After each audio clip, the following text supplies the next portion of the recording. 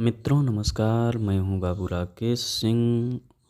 उपस्थित हुआ हूं लेकर आज सबके सामने असिस्टेंट प्रोफेसर में निर्धारित निबंध। आप निबंध के लेखक प्रताप नारायण मिश्र जी हैं। भला बताइए तो आप क्या हैं?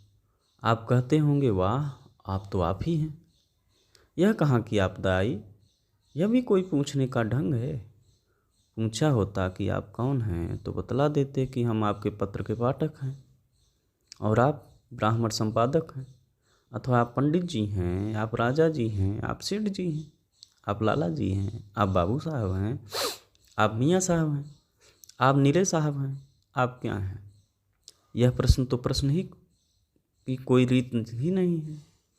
वाहक महाशय, यह हम भी जानते हैं कि आप ही हैं और हम भी वही हैं, तथा इन साहबों की भी लंबी धोती, चमकीली पोशाक, खुटियाई अंगरखी, मिर्जई, सीधी मांग, बिलायती चाल, लंबी दाढ़ी और साहबनी हवस ही कह देती है कि किस रोग की हैं आप दवा कुछ न पूछिए।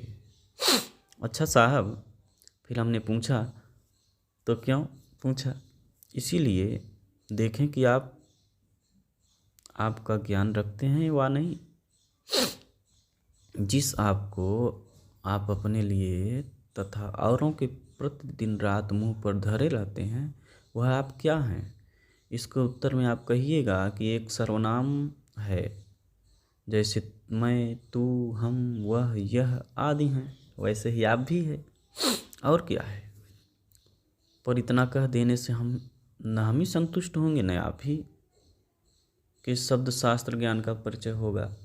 इससे अच्छे प्रकार कहिए कि जैसे मैं का शब्द अपनी नम्रता दिखलाने के लिए बिल्ली की बोली का अनुकरण करता है, तू का शब्द मध्यम पुरुष की तुच्छता व प्रीत सूचित करने के अर्थ में कुत्ते के संबोधन की नकल है। हम तुम संस्कृत के अहम त्वम का भ्रंश हैं। यह वह निकट और दूर की वस्तु वाई व्यक्ति के द्योतनार्थ स्वाभाविक उच्चारण है। वैसे आप क्या हैं? किस भाषा की किस शब्द का शुद्ध व अशुद्ध रूप हैं और आदर ही में बहुधा क्यों प्रयुक्त होता है? हुजूर की मुलाजमत से अक्ल ने इस्तीफा दे दिया हो तो दूसरी बात है, नहीं तो आप यह भी कभी न कह सकेंगे कि आप लफ्ज या अरबीस्त अथवा or it is an English word. जब यह नहीं है तो खामखा यह हिंदी शब्द है। पर कुछ सिर पैर मूड गौड़ भी है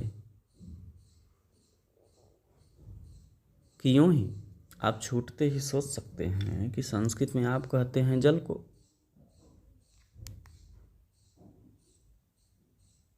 और शास्त्रों में लिखा है कि विधाता ने सृष्टि के आदमी उसी को बनाया था। यथा आप एवं ससर जादव तासु वीर मसा वा सृजत, तथा हिंदी में पानी और फारसी में आप का अर्थ शोभा, अथच, प्रतिष्ठा आदि हुआ करता है। जैसे पानी उतरीगा तरवारिन को उई करछुल के मोल बिकाएं, तथा पानी उतरीगा रजपूती का उई फिर विषुओते वेश्या से भी बही जाए, और फारसी में आबरू खाक में मिला बैठे इत्यादि। इस प्रकार पानी की ज्येष्ठता और श्रेष्ठता का विचार करके लोग पुरुषों को भी उसी के नाम से आप पुकारने लगे होंगे। यह आपका समझना निरर्थक तो न होगा, बड़प्पन और आदर का अर्थ अवश्य निकल आवेगा, पर खींच खांच कर, और साथ ही यह शंका भी कोई कर बैठे तो अयोग्य न होगी कि पानी के जल, बारी, अम्बुनीर, तोय इत्यादि और भी तो कोई नाम हैं, उनका प्रयोग क्यों नहीं करते? आप ही के सुरखाब का पर कहाँ लगा है? अथवा पानी की सृष्टि सबके आदमी होने के कारण वृद्ध ही लोगों को उसके नाम से पुकारिए तो युक्त हो सकता, पर आप तो अवस्था में छोटों को भी आप कहा करते हैं। यह आपकी कौन सी विज्ञता है? या हम यूँ भी कह सकते हैं कि पानी में गुण चाहे जितने हों, पर गति उसकी नीच ही होती है। तो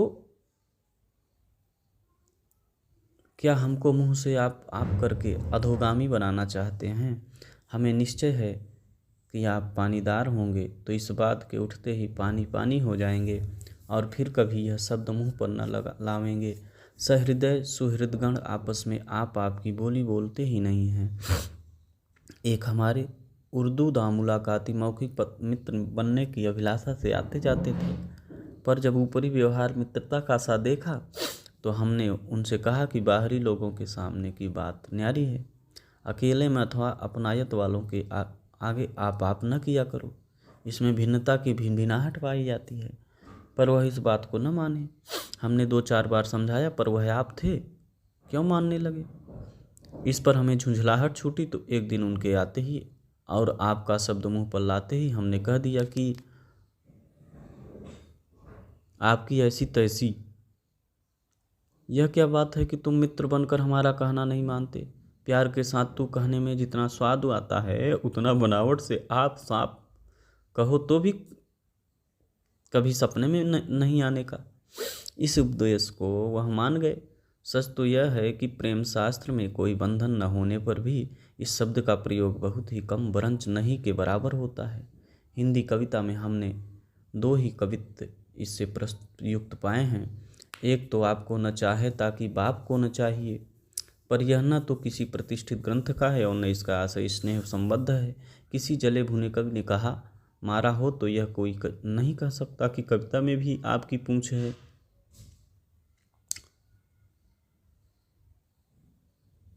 दूसरी घनानंद जी की यह सवैया है, आप ही तो मन हेरि हरियो तिरछे करि नयनन नेह के चाव में, इत्यादि। पर यह भी निराशापूर्ण उपालंब है। इससे हमारा यह कथन कोई खंडन नहीं कर सकता कि प्रेम समाज में आपका आदर नहीं है, तू ही प्यारा है। संस्कृत फारसी के कभी तुम और तू के आगे भवान और सुभा तू का बहुवचन का बहुत आदर नहीं करते। पर इससे आपको क्या मतलब? आप अपनी हिंदी के आप का पता लगाइए, और न लगाए तो हम बतला देंगे। संस्कृत में एक आप्त शब्द है जो सर्वथा माननीय ही अर्थ में आता है। यहाँ तक कि न्याय शास्त्र में प्रमाण चतुष्टय प्रत्यक्ष अनुमान उपमान और शब्द के अंतर्गत शब्द प्रमाण का लक्षण ही यह लिखा है कि आप्तो देशः शब्द है, अर्थात आप्त पुरुष का वचन प्रत्यक्ष आदि प्रमाणों के समान ही प्रामाणिक होता है। वायुओं समझ लो कि आप्त जन प्रत्यक्ष अनुमान और उपमान प्रमाण से सर्वथा प्रमाणित ही विषय को शब्दबद्ध करते हैं। इससे जान पड़ता है कि जो सब प्रकार की विद्या बुद्धि सत्य भाषण आदि सद्गुणों से संयुक्त हो वह आप्त है, और देवनागरी भाषा में आप्त शब्द उसके उच्चारण में सहजतया नहीं आ सकता। इससे उसे सरल करके आप बना लिया गया है और मध्यम पुरुष तथा अन्य पुरुष के अत्यंत आदर का द्योतन करने के काम में आता है। तुम बहुत अच्छे मनुष्य हो और यह सज्जन है। ऐसा कहने से सच्चे मित्र बनावट के शत्रु चाहे जैसे पुलक पल प्रफुल्लित पूरित गाता हो जाए, पर व्यवहार कुशल लोकाचारी पुरुष तभी अपना उचित सम्मान समझेंगे जब कहा जाए कि आपका क्या कहना है, आप तो बस सभी बातों में एक ही हैं, इत्यादि। अब तो आप समझ गए होंगे कि आप कहाँ के हैं, कौन हैं, कैसे हैं। यदि इतने बड़े बात के बतंगड़ से भी न समझे हो तो इस छोटे से कथन में हम क्या समझ सकेंगे कि आप संस्कृत के आप्त शब्द का हिंदी रूपांतर हैं और माननीय अर्थ के सूचनार्थ उन लोगों अथवा एक ही व्यक्ति के प्रति प्रयोग में लाया जाता है जो सामने विद्यमान हो, चाहे बातें करते हों, चाहे बात करने वालों के द्वारा पूछे बताए जा रहे हों, अथवा 2 या अधिक जनों में जिनकी चर्चा हो रही हो। कभी कभी उत्तम पुरुष के द्वारा भी इसका प्रयोग होता है। वहाँ भी शब्द और अर्थ वही रहता है, पर विशेषता यह रहती है कि एक तो सब कोई अपने मन से आपको अपने तई आप ही समझता है, और विचार कर देखिए तो आत्मा और परमात्मा की अभिन्नता या तद्रूपता कहीं लेने भी नहीं जानी पड़ती। पर बाह्य व्यवहार में अपने को आप कहने से यदि अहंकार की गंध समझिए तो यूँ समझ लीजिए कि जो काम अपने आप से किया जाता है और जो बात अपनी समझ स्वीकार कर लेती है उसमें पूर्ण निश्चय अवश्य ही हो जाता है, और उसी के विदित करने को हम और आप तथा यह एवं वो कहते हैं कि हम आप कर लेंगे। अर्थात कोई संदेह नहीं है कि हमसे यह कार्य संपादित हो जाएगा, हम आप जानते हैं, अर्थात दूसरे के बतलाने की आवश्यकता नहीं है, इत्यादि।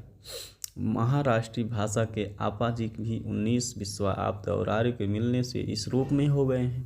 तथा कोई माने या न माने पर हम मना सकने का साहस रखते हैं कि आरती के अब पिता बोलने में अब्बा और यूरोपीय भाषाओं के पापा पिता पोप धर्म पिता आदि भी इसी आप से निकले हैं। हाँ, इसके समझने समझाने में भी जी उबे तो अंग्रेजी के एबाट महंत तो इसके है ही हैं, क्योंकि उस बोली में ह्रस्व और दीर्घ दोनों प्रकार का स्थानापन्न ए है और पकार का बकार से बदल लेना कई भाषाओं की चाल है। रही टी सो वह तो तकार है ही, फिर क्या न मान लीजिएगा कि एबाट साहब हमारे आप बरंच शुद्ध आप्त से बने हैं। हमारे प्रांत में बहुत से उच्च वंश के बालक भी अपने पिता को अप्पा कहते हैं। उसे कोई लोग समझते हैं कि मुसलमानों के सहवास का फल है, पर उनकी यह समझ ठीक नहीं है। मुसलमान भाइयों के लड़के कहते हैं अब्बा और हिंदू संतान के पक्ष में बकार का उच्चारण तनिक भी कठिन नहीं होता। यह अंग्रेज़ों की तकार और फारस वालों की टकार नहीं है कि मुंह से ही न निकले। और सदा मोती का मोटी अर्थात स्थूलांगी स्त्री और खस की टट्टी का तत्ती अर्थात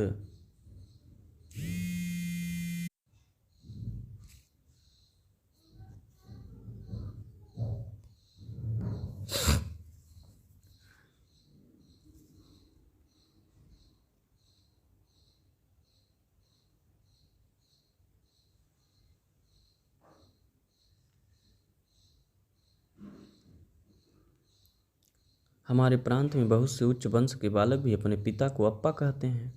उसे कोई लोग समझते हैं कि मुसलमानों के सहवास का फल है, पर उनकी यह समझ ठीक नहीं है। मुसलमान भाइयों के लड़के कहते हैं अब्बा और हिंदू संतान के पक्ष में बकार का उच्चारण तनिक भी कठिन नहीं होता। यह अंग्रेज़ों की तकार और फारस वालों की टकार नहीं है कि मुंह से ही न निकले। और सदा मोती का मोटी अर्थात स्थूलांगी स्त्री और खस की टट्टी का तत्ती अर्थात गर्म ही हो जाए। फिर अब्बा को अप्पा कहना किस नियम से होगा?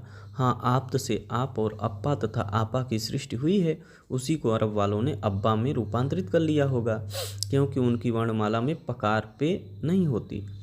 सौ बिस्वा बप्पा बाप बापू बप्पा बाबू आदि भी इसी से निकले हैं, क्योंकि जैसे एशिया की कई बोलियों में पकार को बकार व फकार से बदल देते हैं, जैसे पादशाह बादशाह और पारसी फारसी आदि, वैसे ही कई भाषाओं में शब्द के आदि में बकार भी मिला देते हैं, जैसे वक्ते सब बवक्ते सब तथा तंग आमद बतंग आमद इत्यादि। और शब्द के आदि को ह्रस्व आकार का कोप भी हो जाता है, जैसे अमावस का मावस सतसई आदि ग्रंथ में देखो।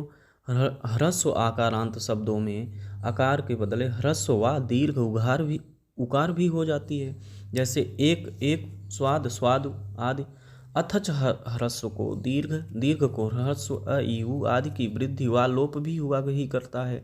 फिर हम क्यों न कहें कि जिन शब्दों में आकार और पकार का संपर्क हो एवं अर्थ से श्रेष्ठता की ध्वनि निकलती हो, वह प्रायः समस्त संसार के शब्द हमारे आप्त महाशय व आप ही उलटफेस से बने हैं। अब तो आप ही समझ गए न कि आप क्या हैं। अब भी न समझो तो हम नहीं कह सकते कि आप समझदारी के कौन हैं।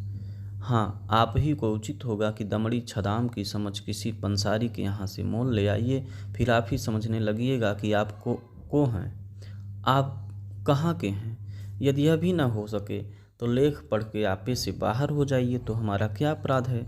हम केवल जी में कह लेंगे साहब आप न समझो तो आपा को के पड़ी छे अब भी नहीं समझे।